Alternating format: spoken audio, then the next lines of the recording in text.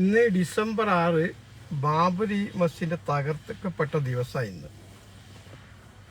പക്ഷേ ഒരു പറ്റം വിവരം കെട്ട വിവരദോഷികൾ തന്നെ പറയാം. മുഴുവനായിട്ടും ഇന്ന് പ്രതിക്കൂട്ടിൽ നിർത്തി ആക്രമിക്കാൻ വേണ്ടി ശ്രമിക്കുന്നത് ഞങ്ങളെ മൺമറഞ്ഞു പോയ മുൻ കോൺഗ്രസിൻ്റെ മുഖ്യമന്ത്രിയും ദേശീയ പ്രസിഡന്റുമായ നരസിംഹറാവുവിനെ.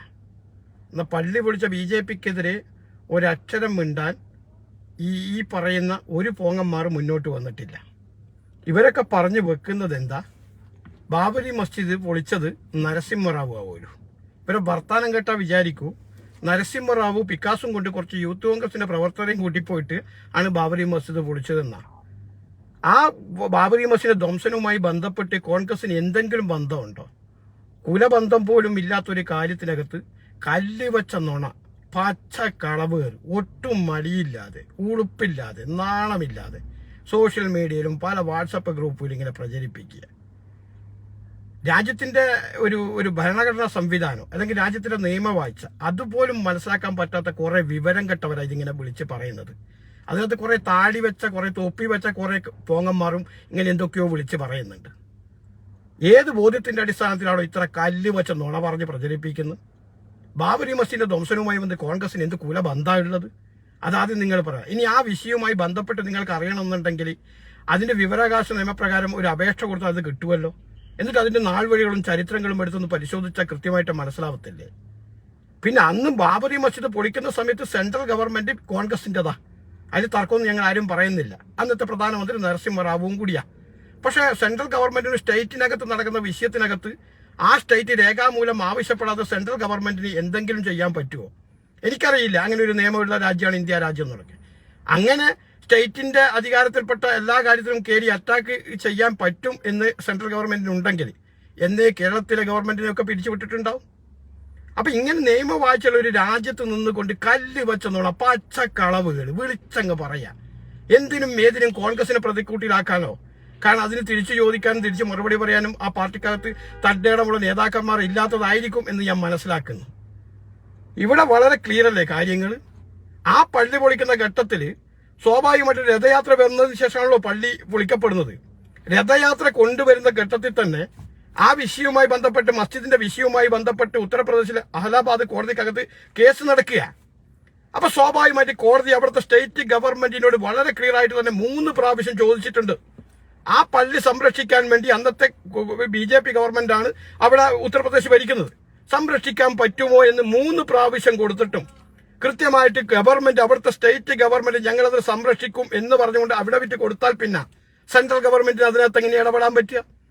എന്നിട്ട് അതിനുശേഷം എന്ത് ചെയ്ത് കോടതിനെ അങ്ങനെ കബളിപ്പിച്ചുകൊണ്ട് ആ പള്ളി പൊളിക്കാൻ വന്നവരെ അറസ്റ്റ് ചെയ്യാനോ അതിന് തടയിടാനോ ആ സ്റ്റേറ്റ് ഗവൺമെന്റ് നിന്നില്ല എന്ന് മാത്രവുമല്ല, അവർക്ക് വേണ്ട എല്ലാ ഒത്താശയും ചെയ്തുകൊണ്ട് പള്ളി പൊളിച്ചു. ആ പള്ളി പൊളിച്ചതിന് ശേഷം സെൻട്രൽ ഗവൺമെന്റിന് ചെയ്യാൻ പറ്റുന്ന നമ്മുടെ രാജ്യത്തിന്റെ നിയമവ്യവസ്ഥയുള്ളിൽ നിന്നുകൊണ്ട് തന്നെ ആ ഗവൺമെന്റിനെ സ്പോട്ടിൽ തന്നെ പിരിച്ചുവിട്ടിട്ടില്ലേ? എവിടെ ഇല്ലേ നരസിംഹറാവു? അങ്ങനെ നരസിംഹറാവു ആണ് ആ പള്ളി പൊളിക്കാൻ കൂട്ടുനിന്നത് അല്ലെങ്കിൽ പള്ളി പൊളിക്കാൻ ഒത്താശ ചെയ്ത് കൊടുത്തത് എന്നുണ്ടെങ്കിൽ അന്നത്തെ ആ സ്റ്റേറ്റ് ഗവൺമെന്റ് BJP ഗവൺമെന്റിനെ എന്തിനാണ് ഈ രാജ്യത്തിന്റെ പ്രധാനമന്ത്രി പിരിച്ചുവിട്ടത്? അതിനും കൂടി നിങ്ങൾ മറുപടി പറയണ്ടേ? അപ്പൊ ഇങ്ങനെ പച്ച കളവുകളും കല്ല് വെച്ച നുണയും മാത്രം പ്രചരിപ്പിക്കുന്ന ഈ വേട്ടാവളിയന്മാർ നിങ്ങൾ എന്തു ഉദ്ദേശത്തോടു കൂടിയാന്നുള്ള കാര്യം വളരെ കൃത്യമായിട്ട് അറിയാം. BJPന്റെ അടുക്കള പണിയെടുക്കുന്നവരാണ് നിങ്ങൾ. പിന്നെ കോൺഗ്രസിനെ രാഷ്ട്രീയം പഠിപ്പിക്കാനും കോൺഗ്രസിനെ RSS വൽക്കരിക്കാനും ഇവിടെ ആരും നിൽക്കുമൊന്നും വേണ്ട. ഇതൊക്കെ ഒരുപാട് കണ്ടും കേട്ടും എന്താ പറയുക, ഇതിനൊക്കെ പ്രതിരോധം തീർത്തിട്ടും തന്നെയാണ് മുന്നോട്ട് ഞങ്ങൾ വന്നത്. ഒരു മനുഷ്യനെ വേട്ടയാടുന്നതിന് കണക്കില്ലടോ. ഒരു ഇന്ത്യൻ രാഷ്ട്രീയത്തിനകത്ത് ഇതുപോലെ വേട്ടയാടപ്പെട്ട ഒരു മനുഷ്യൻ കോൺഗ്രസിന്റെ ഇന്ത്യൻ രാഷ്ട്രീയ മണ്ഡലത്തിൽ ഒരു നേതാവ് ഉണ്ടാവത്തില്ല. അത്രമാത്രം വേട്ടയാടി നിങ്ങൾ അദ്ദേഹത്തെ. ഇപ്പോഴും അദ്ദേഹത്തെ പ്രതിക്കൂട്ടിൽ നിർത്തുക. ഉളുപ്പുണ്ടോന്നും ഞാൻ ചോദിക്കുന്നില്ല. കാരണം നിങ്ങൾക്കൊക്കെ പല ലക്ഷ്യങ്ങളും ഉണ്ടാവാം, പല കാഴ്ചപ്പാടുകളും പല ദുരുദ്ദേശങ്ങളും ഉണ്ടാവാം. പക്ഷെ അതിനകത്ത് നിങ്ങളെയൊക്കെ രാഷ്ട്രീയ നേട്ടത്തിന് വേണ്ടി കോൺഗ്രസിന്റെ വെടിയിലേക്കോ കോൺഗ്രസിന്റെ മൺമറഞ്ഞു പോയ നേതാക്കന്മാരുടെ വെടിയിലേക്കോ വെച്ചുകെട്ടാൻ നിങ്ങൾ ആരും ശ്രമിക്കേണ്ട. അതും മാത്രമല്ല, അതിനുശേഷം അതിന് നേതൃത്വം കൊടുത്തവരൊക്കെ മുഴുവനായിട്ട് കേസെടുത്തതും ഈ കോൺഗ്രസ് ഗവൺമെന്റ് തന്നെയായിരുന്നു. അതൊന്നും ആരും എവിടെയും പറയുന്നില്ല. ഇതുപോലെ പച്ചക്കളവുകൾ മാത്രം പ്രചരിപ്പിക്കുക. എന്നാൽ ഞാൻ ചോദിക്കട്ടെ, ഇത്ര വികാരങ്ങളൊക്കെയുള്ള കുറെ ഊളകളുണ്ടല്ലോ, കുറെ താടി വെച്ചവരൊക്കെ ഇപ്പം വന്നിട്ട് ഇങ്ങനെ ഛർദ്ദിക്കുന്നുണ്ടല്ലോ. എന്നാൽ ആ കേസ് നടക്കുന്ന കാലഘട്ടത്തിൽ ഈ പറയുന്ന ഏതെങ്കിലും ഒരൊറ്റ ഊളകൾ പോയിട്ട് അതിന് കക്ഷി ചേർന്നിട്ടുണ്ടോ? ആ കേസിനകത്ത് ചേർന്നിട്ടില്ലല്ലോ. അവസാനം കോടതിക്ക് വിധി പറയുമ്പോഴും പോലും അതിന് എതിർഭാഗം ഇല്ല എന്നതല്ലേ നമ്മളൊക്കെ ഈ രാജ്യം മുഴുവൻ കണ്ടത്.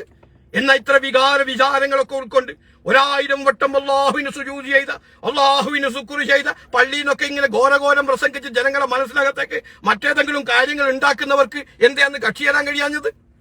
അതും കൂടി നിങ്ങൾ ഈ രാജ്യത്തെ ജനങ്ങളോട് പറയണ്ടേ? അപ്പൊ ഇങ്ങനെ ദിവസവും കല്ല് വെച്ച നുണ പറഞ്ഞു കഴിഞ്ഞാൽ അതൊക്കെ രാജ്യത്തുള്ള മതനിരപേക്ഷത ആഗ്രഹിക്കുന്ന ജനങ്ങളങ്ങ് വിശ്വസിക്കുന്ന ഏതെങ്കിലും വെട്ടാവളിയന്മാർ വിചാരിക്കുന്നുണ്ടെങ്കിൽ അതൊക്കെ മലർപ്പൊടിക്കാരന്റെ സ്വപ്ന. ഞാൻ ആവർത്തിച്ച് പറയുന്നു, എന്റെ പ്രിയപ്പെട്ട പ്രേക്ഷകരോട് പറയുന്നു, ബാബരി മസ്ജിദ് ധ്വംസനവുമായി ബന്ധപ്പെട്ട് കോൺഗ്രസ് നേതൃത്വം കൊടുത്ത സെൻട്രൽ ഗവൺമെന്റിനോ ഒരു ബന്ധവുമില്ല. ആ പള്ളി പൊളിച്ചതുമായി ബന്ധപ്പെട്ടുള്ള മുഴുവൻ ആൾക്കെതിരെ കൃത്യമായി FIR ഇട്ടിട്ടുണ്ട്. അന്ന് ഭരിക്കുന്ന സ്റ്റേറ്റ് ഗവൺമെന്റായ കല്യാൺ സിംഗ് ഗവൺമെന്റ്, BJP ഗവൺമെന്റിനെ അന്ന് ഞങ്ങളുടെ സെൻട്രൽ ഗവൺമെന്റ് പിരിച്ചുവിട്ടിട്ടുണ്ട്. ഇതൊക്കെ ഞങ്ങൾ ചെയ്തിട്ടുണ്ട്. അല്ലാതെ ഈ വേട്ടാവളിയന്മാർ പറയുന്ന കളവുമല്ല ഇവിടുത്തെ സത്യങ്ങൾ എന്നുള്ള യാഥാർത്ഥ്യം തിരിച്ചറിയണം എന്ന് മാത്രം പറഞ്ഞു വെച്ചുകൊണ്ട് ബാക്കി ഇതിനെപ്പറ്റിയുള്ള കൂടുതൽ വിവരങ്ങൾ ഞാൻ അടുത്ത ദിവസം ഒരു വീഡിയോയുമായി വരും എന്നും മാത്രം സൂചിപ്പിച്ചുകൊണ്ട് ഞാൻ നിർത്തുന്നു. ജയ് ഹിന്ദ്, ജയ് നാഷണൽ കോൺഗ്രസ്. മൺമറഞ്ഞു പോയ ഇത്രമാത്രം വേട്ടയാടപ്പെട്ട ഒരു നേതാവ് ലോകത്തുണ്ടാവത്തില്ല. ആ മൺമറഞ്ഞു പോയ നേതാവിന്റെ ഓർമ്മകൾക്ക് മുമ്പിൽ 1000 കണ്ണീർ പൂക്കൾ അർപ്പിച്ചുകൊണ്ട് നിർത്തുന്നു. ജയ് ഹിന്ദ്, ജയ് നാഷണൽ കോൺഗ്രസ്.